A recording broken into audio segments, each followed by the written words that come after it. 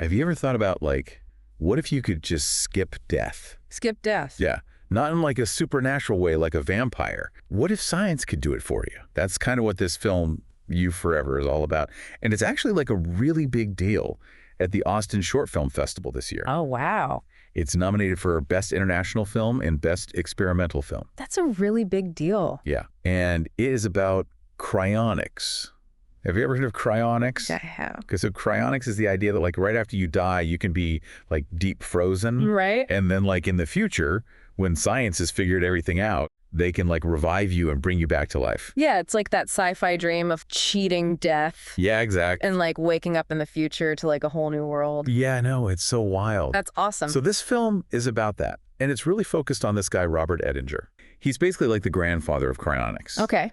So he founded this place called the Cryonics Institute. And so this film is like his story, but it's also kind of interwoven with the stories of all these other people who are frozen at his institute. So they're like the first people that signed up to be cryogenically frozen? Yeah. What if they wake up in 100 years or 200 years or 1,000 years? Like, what would that world even be like? Right. Like, can you even imagine waking up in a totally different world? That would be crazy. This film is like super interesting. Yeah.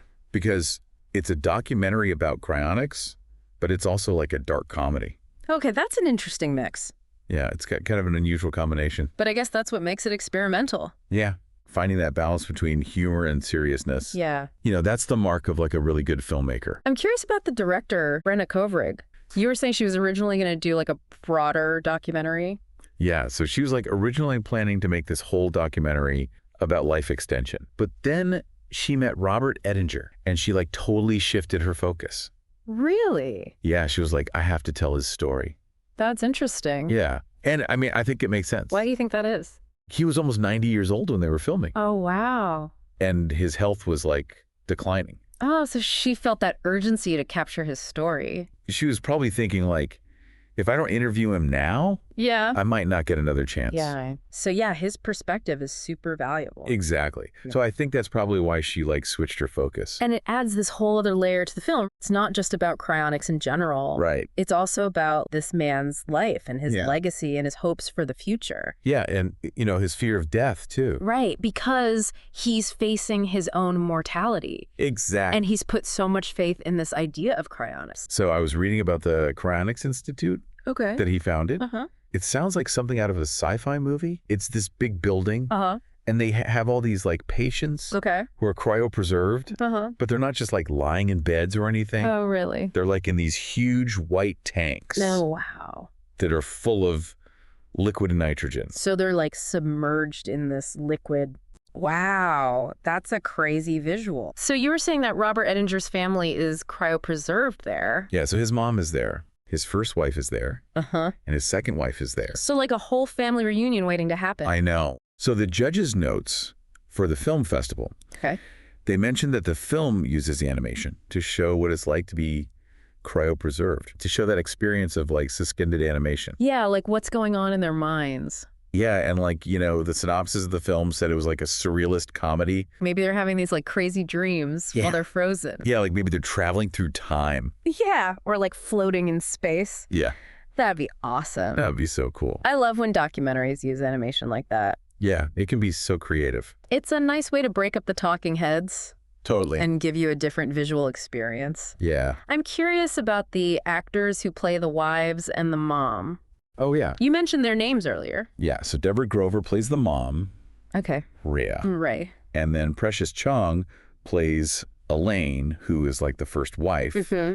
And then Tabby Johnson plays May, who is the second wife. Okay. Yeah. So they're like giving these cryogenically frozen people a voice. Yeah, and like a face, making them feel more real. Yeah, because I think it's easy to think of them as just like these bodies in tanks. Right. But they were real people with real lives. They had hopes and dreams and relationships. Using actors to portray them will like make the audience feel more connected to them. Oh, yeah, for sure. Yeah? I think it makes it more human because you're not just watching like a scientific experiment unfold. Right. You're watching like a human story Yeah. and you're seeing the impact that this decision to be cryopreserved has on a family. Yeah. And like the people who love them. Exactly. Like Yeah. their kids, their grandkids, their friends. That's powerful. It is. What do you think the main takeaway from this film is?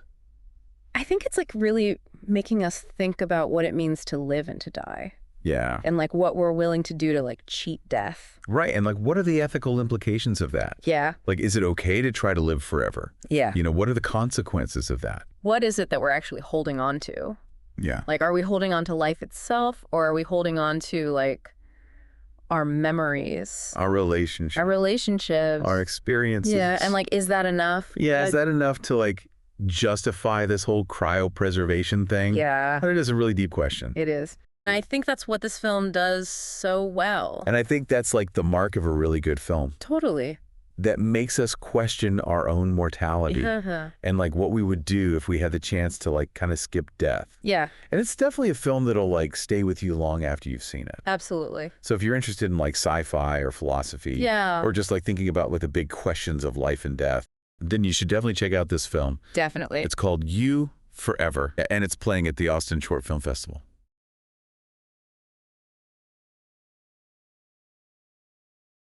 Are you submitting your creative work to film festivals?